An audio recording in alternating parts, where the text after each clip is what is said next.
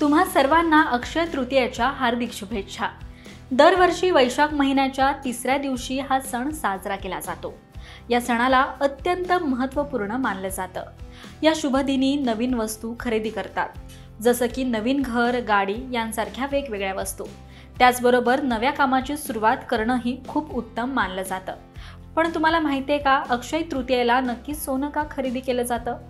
तर अक्षय तृतीयेला सोनं खरेदी करणं खूप शुभ मानलं जातं असं म्हणतात। या दिवशी सोने खरेदी केल्यानं संपूर्ण वर्ष सुखमय जातं असं देखील बोललं जातं।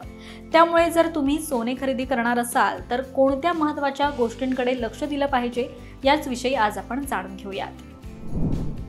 Number 1, bureau of Indian standards म्हणजेच BISचं वैशिष्ट्य सोन्याची शुद्धता सुनिश्चित करतं। त्यामुळेच हॉलमार्क केलेले दागिने खरेदीसाठी सर्वात सुरक्षित मानले जातात, जेणेकरून तुम्हाला शुद्धतेची खात्री होईल। नंबर 2, सोन्याचे दागिने खरेदी करताना मेकिंग चार्जेस जाणून घेणं फार महत्त्वाचं आहे। तसेच बार्गेनिंग आणि मेकिंग चार्जेस कमी करणं देखील अधिक महत्त्वाचं आहे।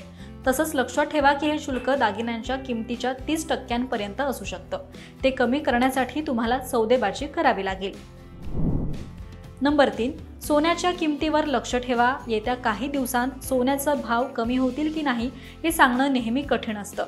यासाठी तुम्ही काही ज्वेलर्सकडे किमती कमी होण्याची शक्यता आहे का याची चौकशी करू शकता, किंवा तुम्ही वर्तमानपत्रे, व्यावसायिक वेबसाईट्सवरही तज्ज्ञांची याविषयी माहिती वाचू शकता, जेणेकरून तुम्हाला सोन्याच्या किमतीबद्दल अधिक अचूक कल्पना मिळू शकेल। नंबर 4, जेव्हा तुम्ही सोनं खरेदी कराल तेव्हा त्याचे बिल जरूर घ्या। ज्वेलर्सने दिलेल्या बिलामध्ये तुम्ही खरेदी केलेल्या सोन्या चांदीच्या दागिन्यांच्या शुद्धतेची माहिती, त्याचे दर आणि वजनासह तपशील असतो।